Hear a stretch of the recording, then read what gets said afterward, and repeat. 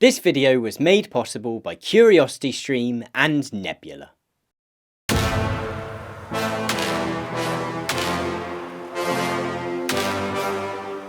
On the 14th of April 2022, the world's richest man and oldest teenager, Elon Musk, announced his intention to buy Twitter for $44 billion. At which point, I thought, what a great opportunity to make a video about the internet, freedom of speech, and the ownership of social media platforms. Since then, a lot has happened. First, Twitter's board tried to fend off Musk's takeover bid by launching a so-called poison pill defense, which threatened to water down Musk's stake in the company if he bought any more stock without their approval. Then, the board relented and agreed to sell anyway. Soon after which, Musk announced that he was putting the deal on hold due to supposed revelations about the number of fake accounts and bots on the platform. A few weeks later, Musk took part in an all-hands meeting at Twitter in which his interest in buying the company genuinely seemed to have returned. And then finally, just literal minutes before I was initially about to set up the kit to begin filming this video, Musk announced that he was looking to terminate the deal entirely. Oh, and all of this at the same time as Musk has been completing a right-wing radicalization speedrun, has been credibly accused of sexual assault by a former SpaceX employee, and was revealed to have secretly fathered a set of twins with a high-ranking executive at his Neuralink company. It's been a lot to keep up with. At time of recording, the road ahead looks bumpy for both Musk and Twitter. With Twitter stock having plummeted to being worth considerably less than Musk is on the hook to pay for the company, it's no surprise that his interest in doing so has waned. Nevertheless, Twitter has pledged to sue Musk to force him to go through with the deal. And while Musk has a pretty good reputation for slipping away from the consequences of his actions, things do seem likely to go in the company's favour. Wherever things stand when the dust settles, the very prospect of Musk potentially owning Twitter served to reignite an ongoing and deeply visceral debate about how the internet is and should be governed. To members of Musk's very dedicated fan base, this sequence of events has been akin to a noble quest in which the visionary SpaceX founder and Dogecoin speculator was fighting to free Twitter from an incompetent and/or coddled leadership. For those less bought into the billionaire's irony-soaked mythos, the idea of Musk gobbling up Twitter only aggravated concerns over the power that the increasingly consolidated and centralized ownership of social media gives billionaires and giant corporations over our lives. Unlike conversations about, say, physical embodiment of divorce Jeff Bezos's 2013 purchase of the Washington Post, debates about what Twitter's proposed change of ownership might have meant for the future of the platform weren't purely speculative. Musk made it perfectly clear that his decision to buy the company was driven by a desire to change the service. In fact, in an interview at the annual TED conference in Vancouver, Musk suggested that he wasn't bothered by the financials of the deal in the slightest. This is not a way to sort of make money. You've described yourself. I don't care about the economics at all. Some of the changes that Musk proposed were pretty minor. He has, for example, been a consistent proponent of adding an edit button, which would allow users to amend posts after the fact. Which seems like a weird thing to get overly passionate about until you remember that a misjudged tweet about taking Tesla private in 2018 ended up costing Musk $20 million. The issue that he had placed at the heart of his proposed acquisition of Twitter, however, was freedom of speech. Musk first signalled his discontent with Twitter's approach to protecting its users' freedom of speech in late March 2022. When he posted a poll declaring that freedom of speech is essential to a functioning democracy, and asking his followers whether they believed Twitter rigorously adheres to this principle.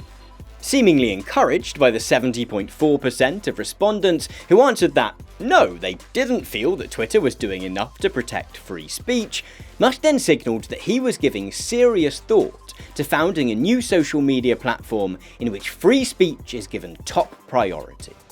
Since revealing that he had actually been buying up Twitter stock that whole time, Musk has remained consistent in this explanation for his motivations.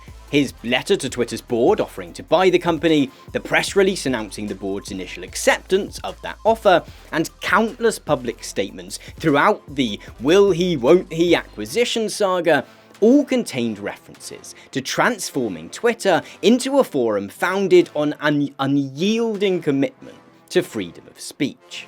Of course, on the surface, it's pretty hard to disagree with Musk's motives. Few people outside of actual despots would own up to disagreeing with freedom of speech and expression on principle.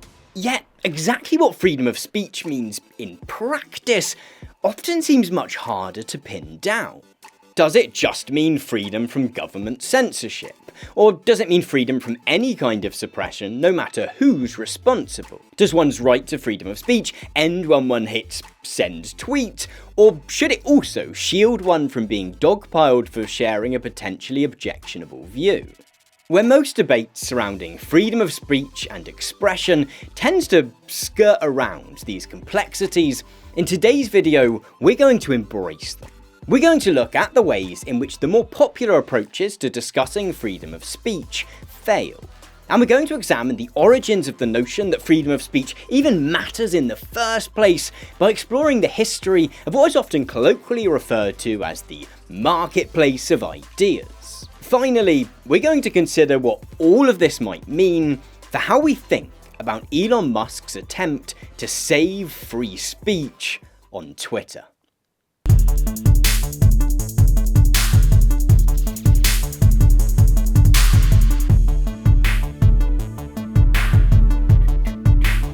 Right, let's talk about law, shall we? Whew.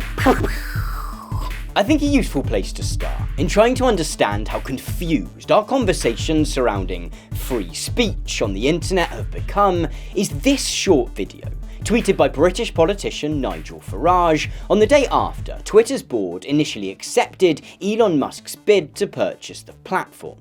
For context, Farage is the ex-leader of the UK Independence Party and campaigned for decades for the UK to leave the European Union.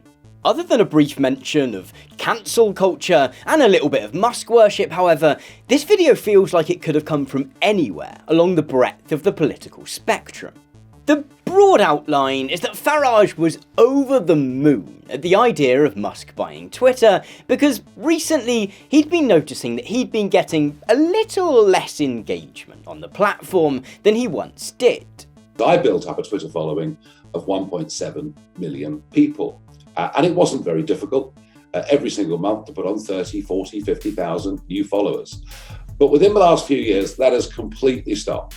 I've had no growth on Twitter whatsoever. The stuff I put out, the stuff I say, gets seen by far fewer people. And look, it's easy to take the piss here.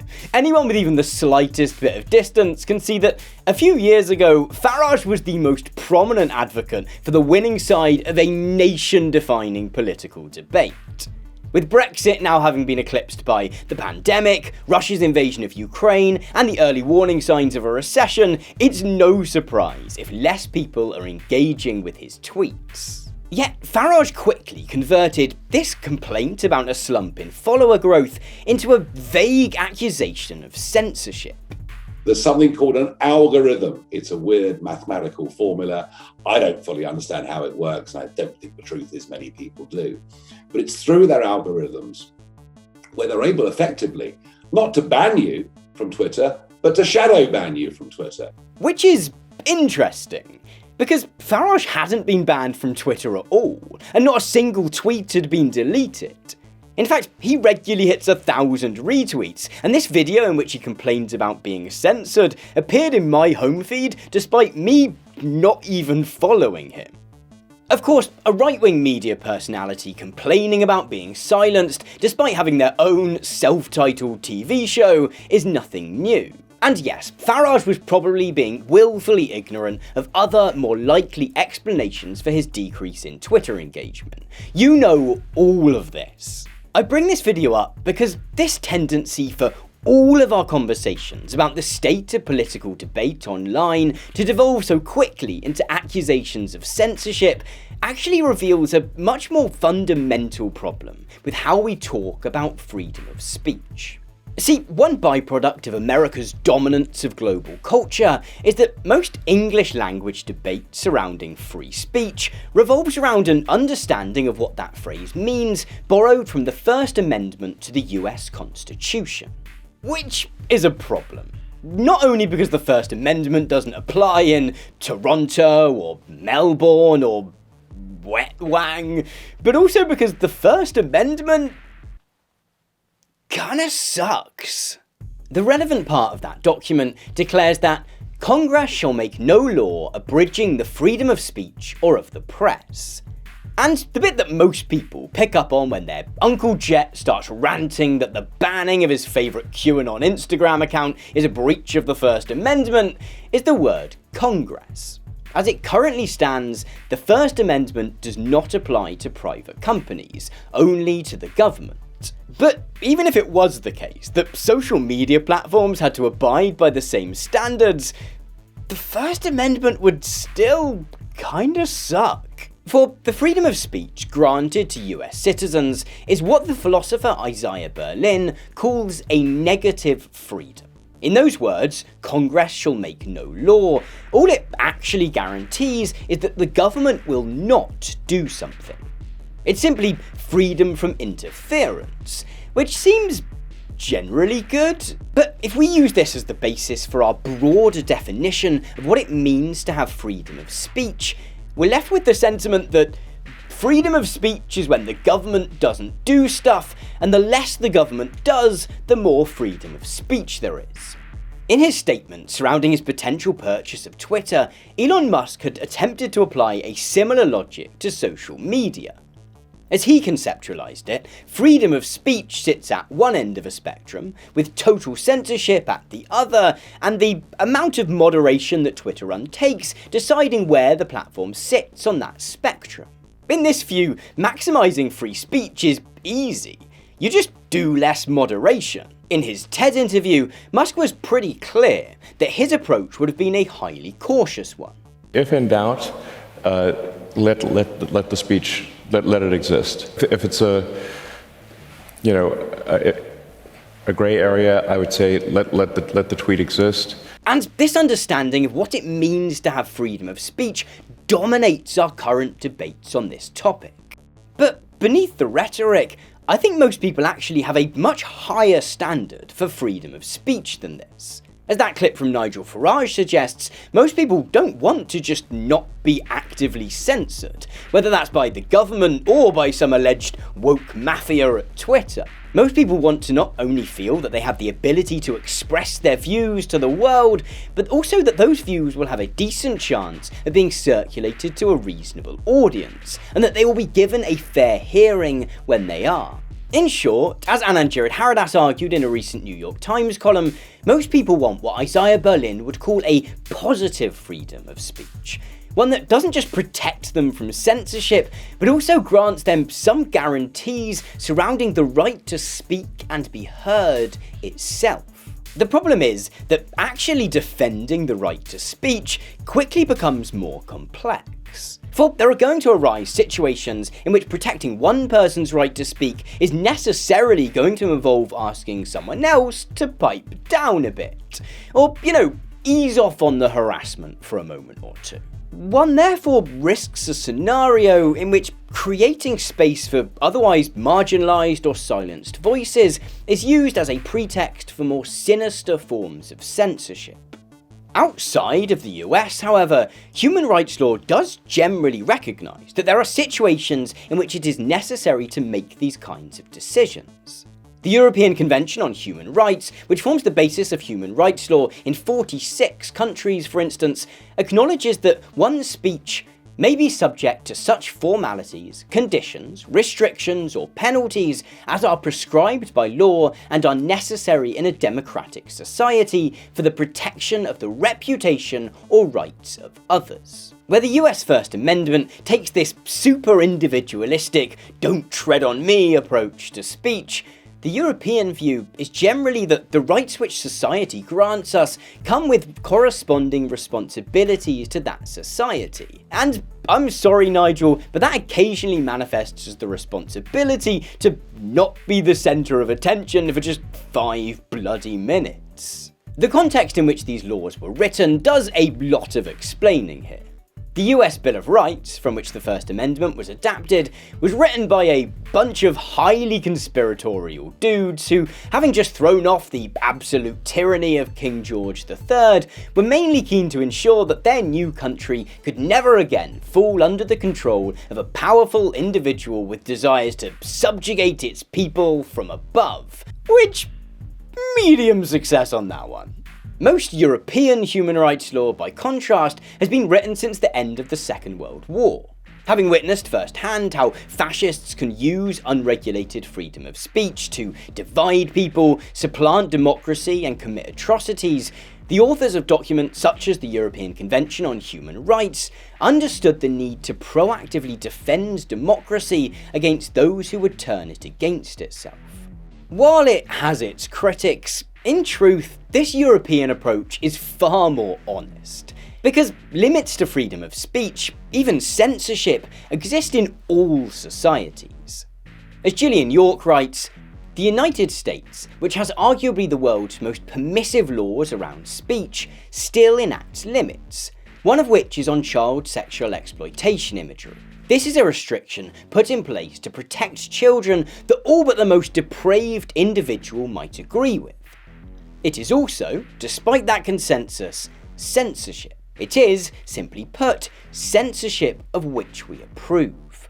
In addition to this, most countries have copyright laws, which mean that outside of some very specific circumstances, I can't end each and every one of my videos by reciting Let It Go from Frozen as though it were a piece of medieval poetry. Laws against libel and slander mean that I can't tell you that Mark Zuckerberg eats baby squirrels for breakfast without opening myself up to a lawsuit. These are all limitations to freedom of speech. They're simply ones which, whether we personally agree with them or not, society at large has decided are socially useful. The so-called free speech debate is often framed in absolutist terms as a stark choice between freedom and tyranny. And this abstracted approach is fine within the context of your high school debate club or throwaway Twitter poll. In the real world, however, no even mildly complex society has ever had complete, unrestricted freedom of speech. Instead, throughout history, societies have made choices about whose speech should be valued and protected, and whose ignored, suppressed, or silenced. In order to facilitate a slightly more grown-up discussion of the state of discourse and debate on the internet then, I want to set aside this nebulous framing of more free speech versus less, and borrow instead another lens through which Elon Musk suggested that we might view Twitter, as a digital town square. Or not exactly. Rather than comparing and contrasting Twitter and the internet more broadly with the specific space of the town square, I want to view it as an aspect of what the German philosopher Jürgen Habermas calls the public sphere. Habermas defines the public sphere as a realm of our social life in which something approaching public opinion can be formed. You've likely heard it discussed elsewhere, however, as the marketplace of ideas.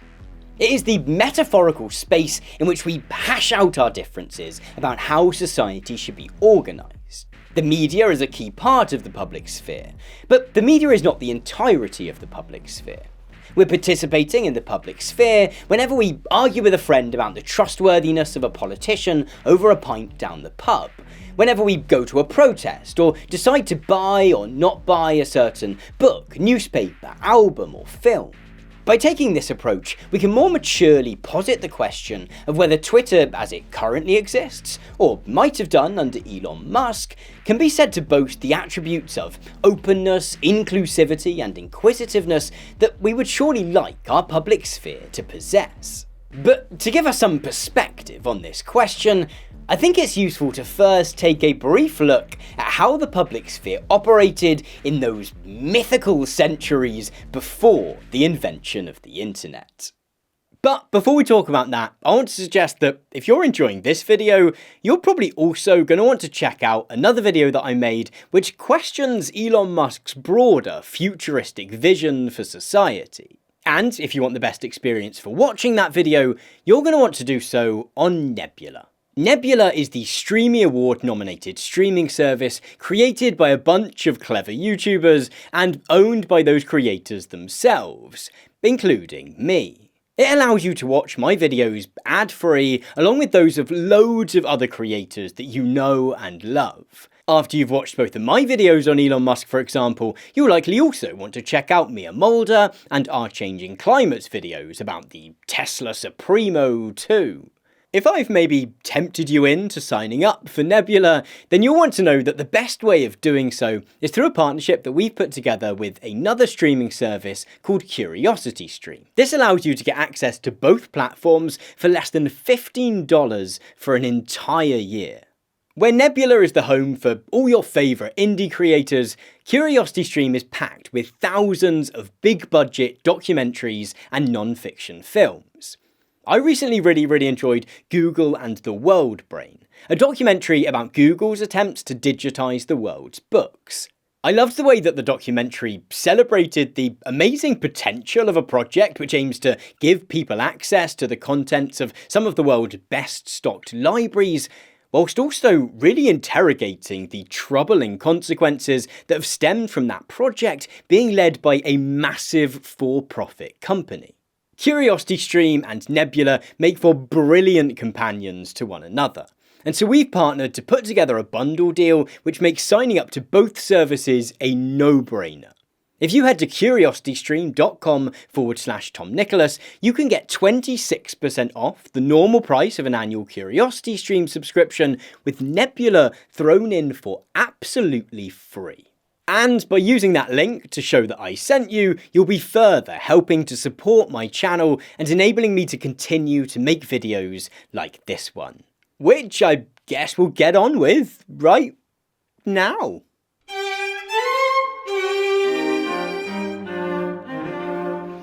Bonjour! No, I'm not. We're not doing that again. This is an accent-free channel. Well, other than like my accent, obviously.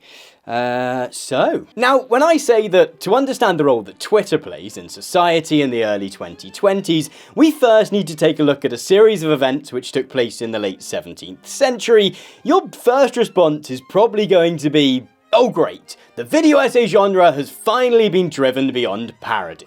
Shut it down, boys! And I get that. Really I do. But I think we often take the existence of the public sphere, this ongoing collective discourse in which we debate the social, political and cultural issues of the day, for granted. See, central to our understanding of this so-called marketplace of ideas is the feeling that the conversations we have within it matter. I'm gonna put this thing down, it's quite annoying. The reason we're driven to dunk on Ben Shapiro when he posts a stupid or misleading tweet is, yes, because it's kind of fun, but also because we think that doing so will make an infinitesimally tiny, yet still 100% real, contribution to affecting social change.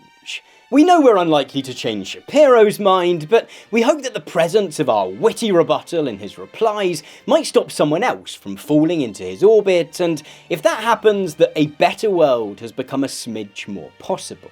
Of course, if we were to time travel back to any living room, tavern or town centre throughout history, we'd likely always be able to find friends squabbling about the state of society or going on long drunken rants about how Beowulf is problematic. But the truth is, for most of history, those conversations simply didn't matter. In Western Europe, up until the end of the 18th century, for example, most people were ruled by some kind of monarch, with pretty much absolute power to raise or lower taxes, start or end wars, and otherwise govern entirely as they wished. disagreeing with their decision-making was generally frowned upon in the first place, given that most monarchs were believed to have been chosen by God for the role. But even if you did, your options for forcing them to act differently were basically limited to launching an armed revolt. While people might have let off steam about the rising price of bread then, they wouldn't have been under the impression that their grumblings really mattered, and no one really thought they should. Pre-modern societies were strictly hierarchical, and it simply wasn't most people's place to ask too many questions. From the 17th century onwards, however, all that began to change. See, during that century, this societal structure based around kings and queens, what we now call feudalism, began to be challenged by a hot young thing called capitalism. The colonial adventures of Britain, France, Spain and Portugal had created the context for certain well-placed merchants to grow increasingly wealthy through international trade and later manufacture. Okay, reading the script out loud, both the phrases colonial adventures and international trade are kind of doing a lot of work there. This rising class of proto-capitalists was much more outgoing than the nobility. Thus, new institutions began to spring up to cater for these desires, such as coffee houses and salons in which they could meet for conversation, and literary magazines in which writers would debate the merits of various competing theories of art. The key way in which this new class of capitalists differed from the nobility, however, was that they were not beholden to the existing hierarchies of political power. Their social position came from their businesses, not from being the inbred grandchild of the Queen's third cousin.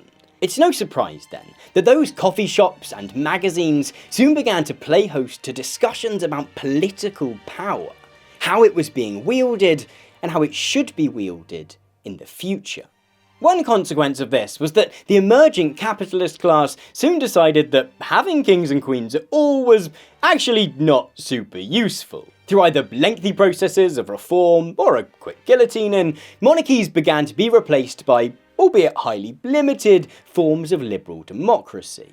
As important, however, was the value that began to be placed on the process of debate and deliberation itself, as a kind of essential expansion pack to the formal act of voting. Because the substitution of hereditary monarchs with elected representatives meant that suddenly those conversations about the price of bread did matter. In theory, at least, if you were the local member of parliament or congressman, then you'd better have a good explanation for why those prices are soaring, or you are not getting voted in next time around. Further, this was a feature, not a bug, a way of keeping those in power honest. Where previously, what the monarch said went, now questioning how political power was being exercised was seen as a virtuous act and a social good. This early iteration of the public sphere is often portrayed super romantically. Take Hamilton or Les Miserables. Both of those musicals tremble with the excitement of societies which are learning to find value in vibrant and passionate debate. What Hamilton also hints at in its brief attempt at feminism before all the women characters are reduced to wanting to shag Lin-Manuel Miranda's self-insert protagonist, however, is a clear problem with this early public sphere. Its exclusivity. And when I meet Thomas Jefferson, I'm gonna compel him to include women in the sequel. Right! See, there was a tension between the theoretical egalitarianism of debate in this Enlightenment era and the reality of a deeply unequal society. In his snappily titled The Structural Transformation of the Public Sphere, for instance, Habermas writes of the coffee houses of 17th and 18th century England that they preserved a kind of social intercourse that disregarded status altogether. The tendency replaced the celebration of rank with a tact befitting equals. But this discursive equality was largely made possible by the fact that anyone who wasn't a rich white dude wouldn't have got through the door. In the same way that pre-20th century democracy preached political equality while denying most people the vote, the early public sphere presented itself as a mechanism through which all people could converse as equals, whilst relying on a very limited definition of who counted as people. In fact, concurrent with struggles to secure the right to vote, the 300 years since the public sphere first appeared have seen marginalised and oppressed groups having to fight to claim their right to set out their stall in this marketplace of ideas. As Nancy Fraser records in her seminal 1990 essay Rethinking the Public Sphere, this has often taken the form of groups first establishing their own alternative public spheres. Fraser highlights the example of the late 20th century American feminist public sphere, which found expression in the 1977 National Women's Conference and in publications such as Miss magazine. This alternative public sphere gave at least some women an opportunity to discuss specific issues that they were faced with, such as the illegality of abortion, and then used the momentum already achieved to force those issues to be discussed in the mainstream public sphere, or what Fraser calls the official public sphere. This coexistence of an official, mainstream public sphere with a myriad of alternative public spheres which create space for specific marginalised groups continues to this day. And this isn't simply a hangover from days gone by. For whilst these alternative public spheres have become more and more visible to those outside of them, and while conservatives love to whinge about every tiny step that is made towards diversifying the marketplace of ideas, the mainstream of debate is still largely dominated by rich white dudes. According to a 2016 study carried out by researchers at the University of Oxford, for example, just 0.2% of UK journalists are black, and only 2.5% Asian, despite those groups making up 3% and 7% of the population. At the other end of the scale, a stonking 51% of UK journos were privately educated, in comparison to just 7% of the population as a whole. Rather than being a space in which we are able to put aside social hierarchies of class, race, gender, sexuality and ability in order to discuss the issues of the day as equals, then we continue to see those same inequalities reflected in who gets to participate in our collective debates. In fact, while the phrase marketplace of ideas has become a slightly cliched buzzword, it's actually a pretty useful way to think about the public sphere. Because at the end of the day, it very much is a marketplace. Just as those merchants who overthrew feudalism ensured that capitalism developed in such a way that it would allow the rich to keep getting richer, so too did they ensure that the public sphere would give the voices of the wealthy the greatest prominence. While it's nice to think that the best, most rational ideas will always rise to the top, a marketplace of ideas in which the super rich are able to buy newspapers and TV channels, or, as we discussed in my last video, sponsor dubious think tanks, will always be one in which ideas favoured by the wealthy will be able to drown out the rest. The ideals of openness, inquisitiveness and inclusivity, which Elon Musk invoked when he talked about the digital public square then, have always been just that, ideals. And yet, just as the deep flaws in contemporary democracy are interpreted by most as a challenge to improve it, rather than just give up and ask the Queen to resume absolute power, so too does the ideal of a truly participative public sphere remain a pretty good ideal to work towards. Which brings us to the internet.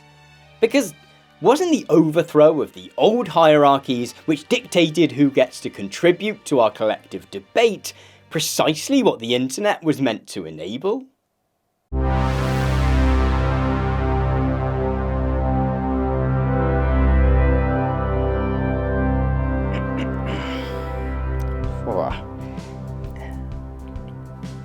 Right, let's party like it's 1996. I think one of the reasons that debates surrounding free speech and the internet get so impassioned is that we were promised that the internet would allow us to overcome many of the factors that had previously constrained the public sphere. I've spoken before on this channel of what Richard Barbrook and Andy Cameron christened the Californian ideology. This was the belief, popular among Silicon Valley executives and their boosters in the media during the early 1990s, that the internet's enabling of direct connections between individuals would cause old hierarchies to crumble. This promise seemed particularly credible in relation to public discourse. I mean, at the most basic level, there was just so much more space online. Newspapers and magazines can only have so many pages before they become too heavy to be delivered by children. TV channels only have so many hours of airtime to fill. Even without taking into account how editorial decisions are made, there was therefore a pretty hard limit on the number of people that could have a public platform in a pre-digital age. By contrast, the internet had space for as many blogs or websites as could be imagined. Furthermore, no one had to ask permission to publish online. As the legal scholar Kay Clonick has written, before the internet, the most significant constraint on the impact and power of speech was the publisher. Whether you wanted to share your theory about how the Titanic was an inside job, or had written a fanfic about Kermit the Frog falling in love with Princess Diana, getting that work to a meaningful audience involved getting the approval of a publisher, editor, or producer willing to print or broadcast it. The internet, however, allowed people to circumvent such gatekeepers by creating their own websites. In fact, both the Titanic and Kermit the Frog examples are real things that exist on the actual internet. With seemingly unlimited space and the ability for anyone to publish pretty much anything without needing prior approval from some J. Jonah Jameson type, it's easy to see why so many people expected the internet might lead to a more equitable, participatory public sphere. Unfortunately, while the internet may have found a way to overcome the limitations of limited paper or hours in the day, it became apparent that there was another, more important limited resource that would continue to constrain it: attention. See, assuming that you could master some basic skills in HTML, publishing on the early internet was both cheap and easy. The problem was getting anyone to actually visit your site. You could maybe ask someone with a more popular website to include a hyperlink to yours, or post it in a forum discussion, or maybe start a chain email telling recipients that if they don't visit the link and also forward it to 10 of their friends, they'll be visited by a really spooky ghost. But the early internet wasn't exactly easy to navigate. It's no surprise then that various services quickly sprang up which sought to bring order to this chaos. Although not the first search engine, the company that would become synonymous with the term, Google, launched in 1998 with ambitions to organise the world's information and make it universally accessible and useful. And the particular way that Google's founders, Sergey Brin and Larry Page, chose to organise the web highlights a phenomenon which continues to shape online discourse and debate to this day. See, the thing that set Google apart from competitors such as Yahoo and Ask Jeeves was the algorithm that it used to rank the thousands of results that searching for any particular term would retrieve. That algorithm was called PageRank. Creative, I know.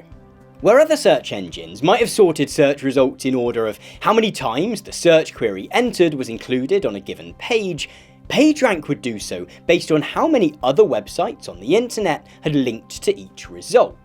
It is, in some respects, a democracy of popularity.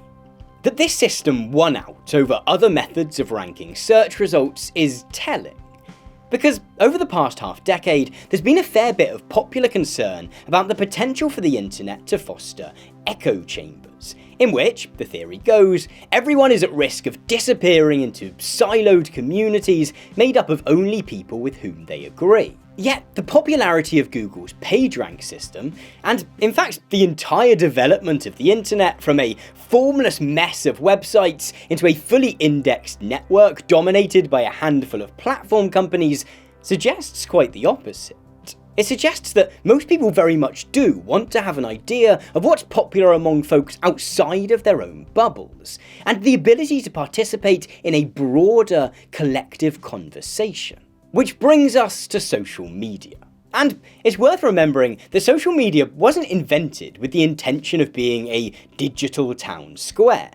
Early social media sites such as MySpace and Friends Reunited mostly revolved around the profile page.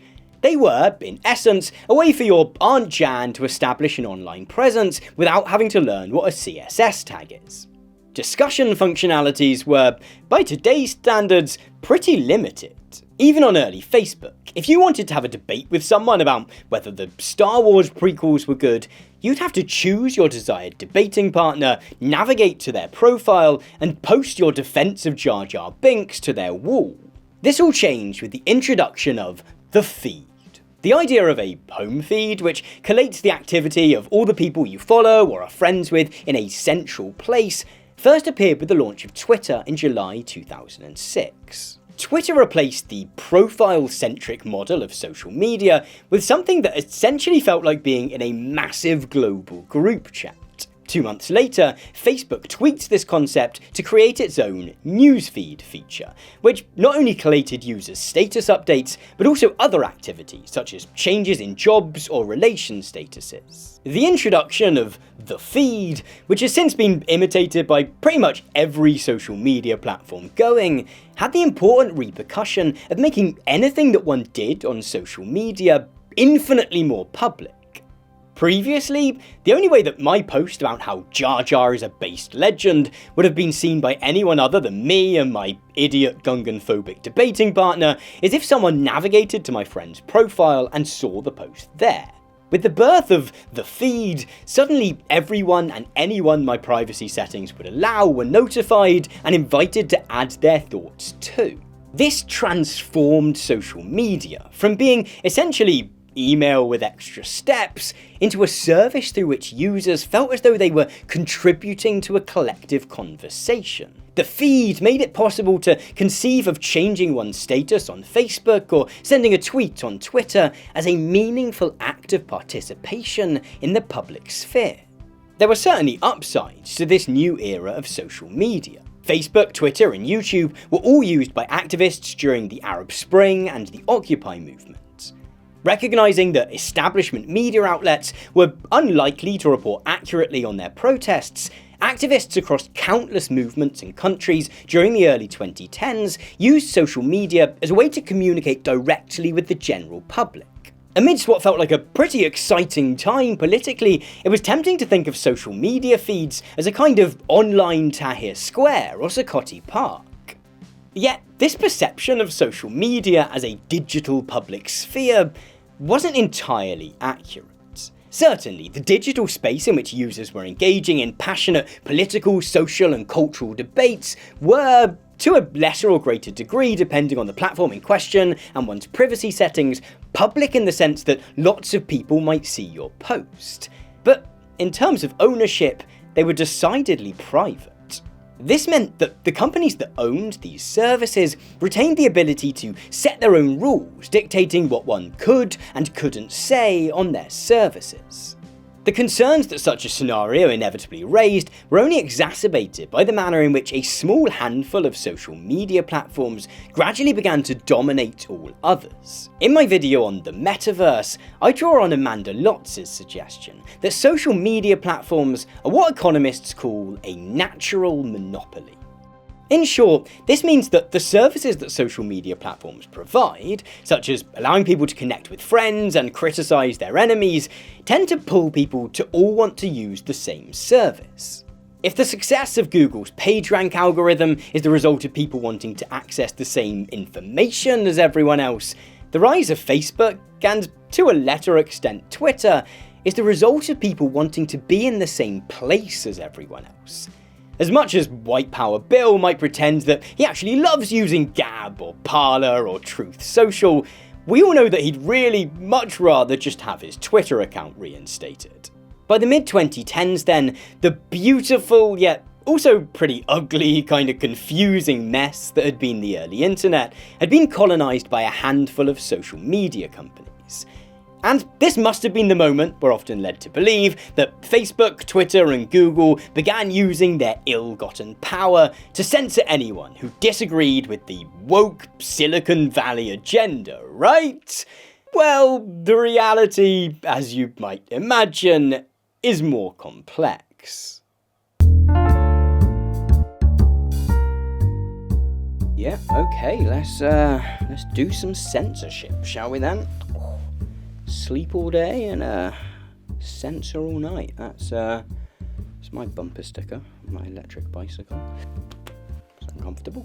So, no matter where on the political spectrum the person raising the alarm sits, debates surrounding freedom of speech on social media tend to be quite aware of the problems that arise with these platforms being controlled by a small handful of corporations.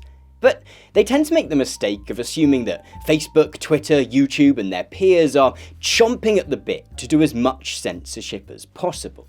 Headlines such as "Do social media companies have the right to silence the masses?" conjure up images of Susan from YouTube humiliating a bunch of content moderators into suspending more users like Alec Baldwin in Glengarry Glen Ross. Emphasis is often placed on statistics showing that employees of top Silicon Valley companies donate far more money to the Democratic Party than they do to the Republicans. Surely this is proof, if proof is needed, that big tech is a hotbed of liberals, or shock horror leftists, who are using their positions to silence right-wingers at any given opportunity. Well, no. The truth is a little bit more complicated. For one, employees of these companies, and certainly those in positions of power, tend to be Democrats in the Joe Biden, nothing would fundamentally change tradition of the party, rather than fully paid up members of some entryist caucus of the Democratic Socialists of America. Even the right-wing American Enterprise Institute admitted that most tech executives are best described as hippies who dig capitalism and science. Yet, beyond this, the history of social media platforms has pretty uniformly been one in which companies have been forced into undertaking content moderation rather than embracing it enthusiastically. See, Facebook, Twitter and YouTube were all founded by computer science dropouts, and this had a far bigger effect on the early organisational cultures of the companies they founded than whatever their latent political allegiances might have been. For executives and employees of these new tech behemoths initially saw themselves almost exclusively as software developers. Their job was simply to improve upon their platform's underlying code, and to add new features or make existing ones that nanosecond snappier. In the early years of social media, content moderation was thus a complete afterthought. Companies would generally wait until a post was actively brought to their attention, and then someone in the operations team would give it a quick vibe check to decide whether it should stay up or not. It was all very ad hoc. In fact, Facebook was up and running for a full 5 years before it put together its first content moderation policy or hired any dedicated review staff. Likewise, YouTube only developed its first content moderation policy 2 years into its existence. Twitter held out even longer. As other platforms began blatantly implementing these moderation policies, Twitter saw an opportunity to present a lack of moderation as its USP, with one senior staff member famously describing the social network as representing the free speech wing of the Free Speech Party. This lackadaisical approach was made possible by the fact that, in their home country of the United States, social media companies aren't legally required to engage in content moderation at all. And in this they differ from traditional publishers such as newspapers. See, if a newspaper were to maliciously publish an article which made the false and defamatory claim that I had secretly murdered my twin brother Tim Nokolos, then I could choose to sue not only the journalist who wrote that article, but also the paper which published it. The logic here is that in conveying that article to an audience, the paper has played an equal role in committing the libel and is thus legally responsible for the offence. In the early days of the internet, there was the potential that the owners of online chat rooms, forums and social networking platforms could similarly be held legally responsible for any defamatory, libelous or otherwise illegal content posted by users to their sites, which wouldn't be entirely illogical. Much like newspapers, these services are providing a considerable boost to the audience that the offending post or image will receive. Indeed, a couple of civil lawsuits in the early 1990s saw companies attempt to sue forum owners for hosting allegedly defamatory posts on their sites. Amazingly, one of these lawsuits was brought by Stratton Oakmont, the company founded and run by Wolf of Wall Street Jordan Belfort, who must have been flabbergasted to learn that someone had used an internet forum to suggest that his company might have been involved in some fraud, which Spoilers for the 2013 film The Wolf of Wall Street, but Stratton Oakmont basically didn't do anything other than fraud. Wary that such lawsuits could stifle innovation in the burgeoning online economy, in 1996 the US Congress thus introduced a piece of legislation which would eventually enter US law as Section 230 of Title 47 of the US Code. The relevant part of this law read that no provider or user of an interactive computer service shall be treated as the publisher or speaker of any information provided by another information content provider. In short, it established that the owners of forums, social media sites and other similar services should be viewed as intermediaries rather than publishers. The result being that they were absolved of legal responsibility for most content published to their sites. The European E-commerce Directive, adopted in 2000, gives social media companies a similar immunity in the EU. The question remains then, if social media companies didn't initially seem all that interested in getting involved in content moderation, and if the legal onus on them to do so is, at best, very limited, why do they bother? Because it's not a fiction of Elon Musk's imagination that Facebook, Twitter, YouTube and the rest have been more proactive in screening content in recent years. They very much have. Did Zuckerberg and Dorsey pull some dramatic heel turn and finally reveal their censorious liberal agenda? Again, no. The reality is much simpler. Social media companies are companies, and companies like to make money. For several reasons, this involves setting some boundaries on the content that they're willing to host. Firstly, despite the existence of an extremely loud and obnoxious minority of self-appointed free speech warriors, a more significant portion of the population actually quite like the platforms they use to be moderated.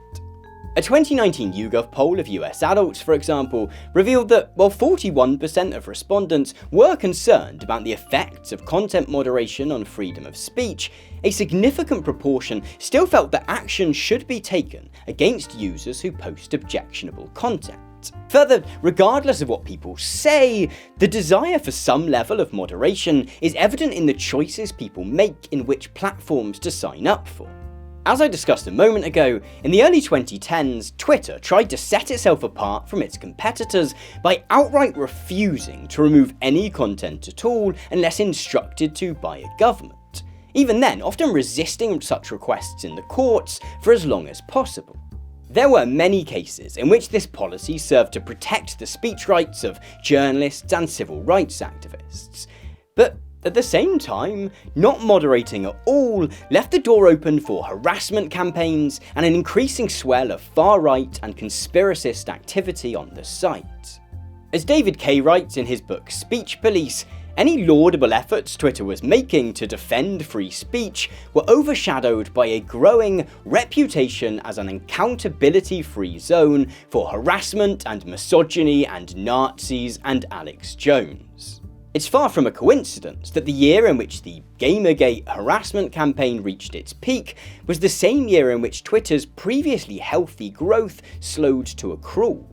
Women, people of colour and LGBTQ+ users started leaving the site, and while all social media platforms suffer from some element of extremism and harassment, when total inaction on those things becomes your whole brand, most normies are probably going to think twice before signing up to give your service a go.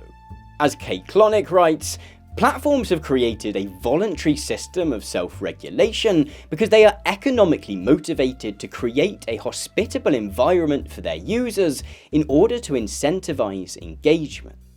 On the one hand then, we have a clear demand on the part of users for platforms to take some action on extreme and abusive content. People may disagree on where the line between abuse and vigorous argument lies, but most people seem to think that there is a line somewhere. Yet, we should remember that users are not the only stakeholders that social media networks need to keep happy. These companies also need to appease advertisers. Facebook, Twitter, YouTube, TikTok, all of these services make the vast majority of their revenue through advertising. As the old saying goes, as users of these free websites, we're not really the customers at all, but the product. Twitter and TikTok's business models revolve around selling advertisers access to our eyeballs. But most companies don't want to have their adverts appear alongside extreme or abusive posts. No one wants to be the official breakfast cereal of racism. They already tried that with marmalade.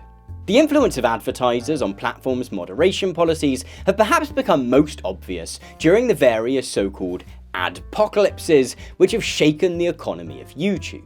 Whether it's PewDiePie paying some Indian guys to hold up an anti-Semitic sign, Logan Paul filming a dead body in Japan, or the presence of videos encouraging terrorist acts, advertisers have shown that there are limits to the kind of content they're willing to advertise near.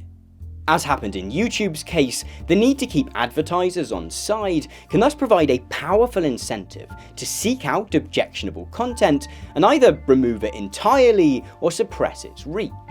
It is worth noting that there are also several countries where social networks are either required by law to undertake censorship or have tended to comply with government requests anyway to retain their ability to do business within a certain jurisdiction. In Thailand, for example, it is legal to insult or criticise the king. Faced with threats that the government might block its citizens from accessing the platform in its entirety, Facebook has multiple times helped to enforce this law on its own services by banning groups and content critical of the monarchy. The company similarly works with the governments of Turkey, Israel and Vietnam to remove content that they find objectionable. At the same time, there have been instances where social media companies have refrained from engaging in content moderation, likely for similar reasons of wanting to keep governments on side. In 2017, the Myanmarese military used Facebook to incite widespread violence against the country's minority Rohingya Muslim population in what the United Nations High Commissioner for Human Rights called a textbook example of ethnic cleansing. Despite having developed a pretty comprehensive content moderation policy by this point, Facebook did nothing. To apply a similar lens to the United States, whether one agrees with the decision to ban Donald Trump from Twitter or not, it's evident that he was allowed to consistently break the platform's terms of service, with the company only stepping in when he tried to pull off an actual coup. All of this to say that the framing of social media companies as being desperate to do as much censorship as possible just isn't borne out in the history or present of content moderation. The motivation to moderate posts submitted to their platforms has largely been the result of pressure from outside forces.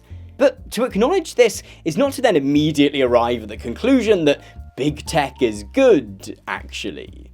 Rather, it reveals that the problem is much more fundamental than who owns these platforms. Tech companies are profit-seeking entities. As such, their decision-making is only very, very rarely driven explicitly by their own ideology. Instead, it is driven by a calculation of how to maximize profits. At its best, this means trying to shape community guidelines to increase participation in these digital public spheres by matching the desires and expectations of users. At worst, it means bowing to the demands of oppressive regimes in order that they can remain open for business in those countries. But at both these extremes, they're motivated by neither vice nor virtue, but by the simple desire to increase revenue. Which then begs the question, if commercial concerns are such a big factor in pushing social media platforms to engage in content moderation, what difference would Elon Musk owning Twitter, rather than its current consortium of shareholders, actually have made?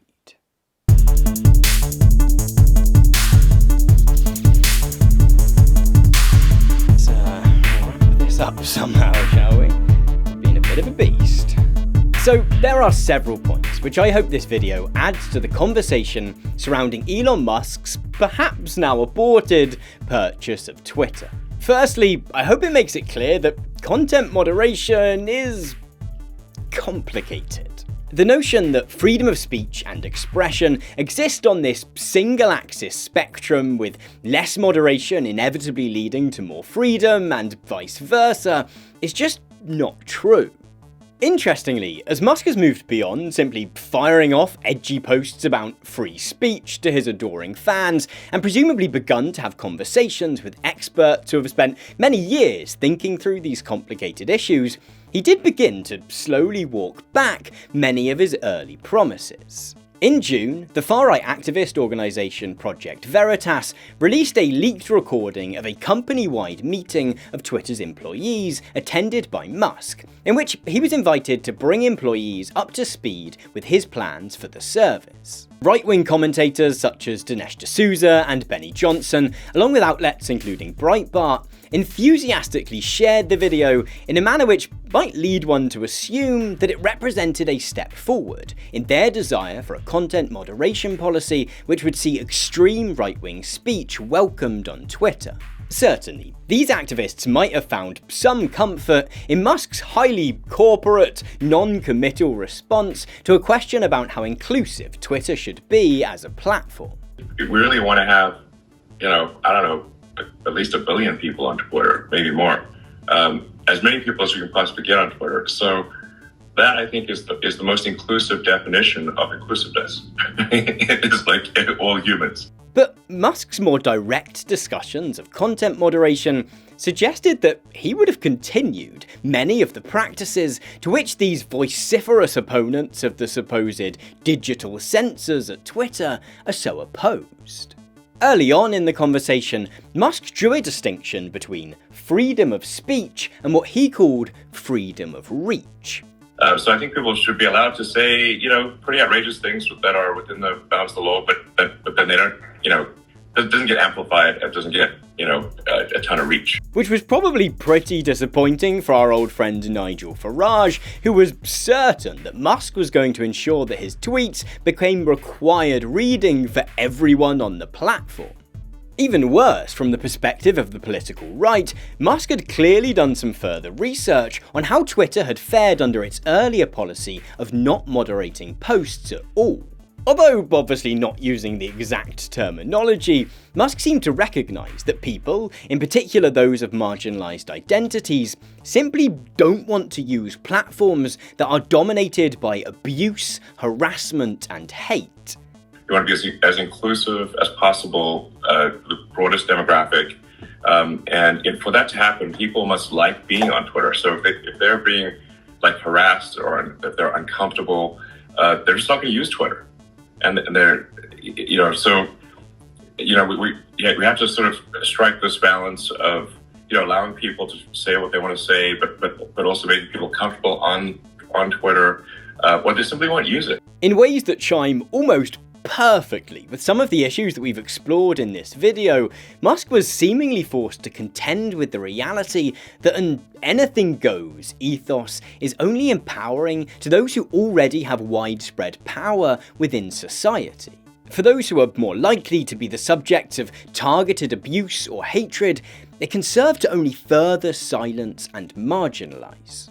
None of this particularly speaks to the morals or ethics of Musk himself. In his heart of hearts, he may have wanted to preside over a platform which promotes the most hateful of content. We can't know for sure. But Musk is a businessman. And as we've seen, regardless of any philosophical debates about freedom of speech, transforming Twitter into a profitable company, something which has eluded its current owners, would have necessitated curating a digital space in which not just right-wing blowhards, but everyone feels like they have the ability to contribute their views without fear of abuse and harassment, targeted or otherwise.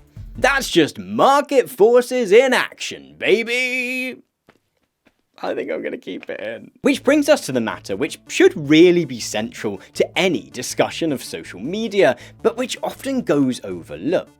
See, in a video about Musk's potential purchase of Twitter, comedian turned YouTube contrarian-in-chief Russell Brand, who I might make a video about at some point in the near future, suggested that anyone concerned about Musk's bid for the company was being insincere. All we're talking about is preferences over particular billionaires with particular opinions. This is obviously a massive misrepresentation. I've seen no one argue that Twitter being partly owned by a Saudi prince, or even being partly owned by an investment company, is a good thing. But in his haste to try and defend Musk, and potentially try and lure him onto his podcast, Brand failed to follow this line of thinking to its ultimate conclusion, which is that the private ownership of social media companies might itself be the core problem here. See, whether your concern about social media censorship comes from a fear of mythical, woke executives and employees taking advantage of their power, or from a fear of companies being overly willing to fold to the demands of advertisers, the foundations of that fear are essentially the same. As it stands, social media companies are not accountable to their users in any meaningful way, and users have no meaningful input into the development of content moderation policies. As such, it doesn't really matter what we want our contemporary public sphere to look like. That is simply decided for us. What options there are for changing that scenario is perhaps a topic for another video. The political right has responded by founding a series of alternative social media networks such as Parler, Gab and Truth Social. But these simply replicate the same problems but with different people in charge. Services such as Mastodon provide a decentralized alternative, yet the tendency towards monopoly in the social media space means that the currently dominant platforms are pretty likely to remain the key players for all but the most committed hobbyists and activists. More influential are likely to be the present moves towards more effective government regulation of social media. The European Union is presently set to approve a piece of legislation called the Digital Services Act, which would, among other things, require platform owners to introduce due process for content removal and, more broadly, try to force social media companies to bring their internal policies in line with democratically established human rights law. This is far from an unproblematic solution. The Electronic Frontier Foundation has at times both celebrated and criticised the specific proposal.